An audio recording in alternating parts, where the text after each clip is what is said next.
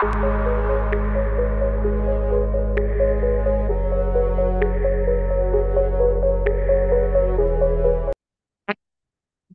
আসসালামু আলাইকুম গাইস। তো আজকে আমরা দেখবো আমাদের এক ক্যাসকেডিং স্ট্রাটেজি কিভাবে সেন্টার করা হয়। একটা পেজের আমরা সাধারণত জানি উপরের দিক হলো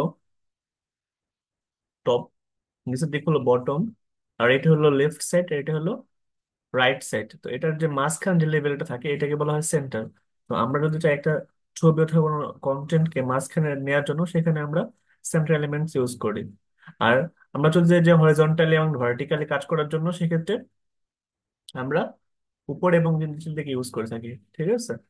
তো দেখো এখানে এটা হলো আমাদের একটা সেন্টার এলিমেন্ট। একটা পেজ যদি আমরা কল্পনা করি তাহলে কল্পনা করলে এটার মিডল যে পয়েন্ট এটা হলো সেন্টার। ঠিক আছে। তো আমরা এখন স্প্রেডশিটে এমন একটা কোড লিখবো যার মাধ্যমে আমাদের ওয়েবসাইটের পিকচারটা মাঝখানে থাকবে বা সেন্টারে থাকবে। তো আমরা আমাদের ওয়েবসাইটটাকে শেয়ার করি, আমাদের কোডে এটা শেয়ার করি অ্যাটম।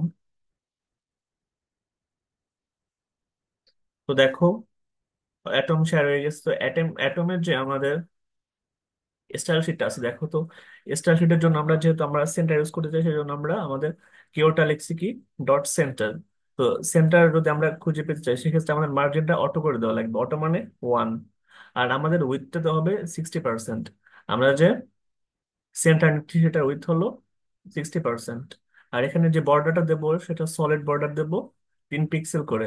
আর যে প্যাডিং হবে প্যাডিং হবে 10 পিক্সেল করে। ঠিক আছে। আর যে কালারটা হবে সলিড, সলিড কালারটা দেখো একটা কালার দিয়ে দিচ্ছি আমরা 73AD21। ঠিক আছে। তো এটা হলো আমাদের বর্ডারের সলিড কালার, আর এটা হলো আমাদের সেন্টার। তো margin with border solid padding গুলো সব দেওয়া আছে সুন্দর করে। তো এটা আমরা কন্ট্রোল এস সেভ করে দিলাম। আমরা যদি চাই যে 20 পিক্সেল দেওয়া যায়, তো আমরা 20 পিক্সেল দিলাম, একটু বাড়িয়ে দেই। আর আমাদের উইডথটা তাইলে আর একটু বাড়ালে ভালো লাগবে, এটা 70 পিক্সেল দিয়ে দিলাম। এবার কন্ট্রোলে যে সেভ করে দিই। আমরা এবার ওয়েবসাইটটা রান করি। রান করা হয়েছে, তখন আমরা শেয়ার করে দিই আমাদের আউটপুটটা। তো দেখো আউটপুটটা আসছে যে আমরা একটা সেন্ট্রাল এলিমেন্ট নিলাম। দেখো আমার ওয়েবসাইটের যে মাঝখানে যে আমাদের যে গ্রিন বক্সটা ক্রিয়েট হয়েছে, এটা এটা কিন্তু দেখো ওয়েবসাইটের একেবারে মিডল পয়েন্টে, যে আমাদের লেফট সাইডে যতটুকু জায়গা আছে আমাদের ওয়েবসাইটের রাইট সাইডেও ততটুকু জায়গা আছে। ঠিক আছে। তো এটাই ছিল আমাদের ওয়েবসাইটের মেইন কাজ, যে আমরা ওয়েবসাইটটা তৈরি করার পরে আমাদের কন্টেন্ট গুলো যেহেতু সেন্টারে আমরা করতে চাই, তো সেন্টারে আমরা এটাকে লিখে দিলাম বা সেট করে দিলাম। আমরা চাইলে লেফট সাইডেও করতে পারি অথবা রাইট সাইডে করতে পারি। তো এটাই ছিল আমাদের অ্যালাইনমেন্ট। ঠিক আছে।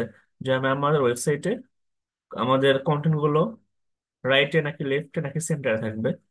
Thank you.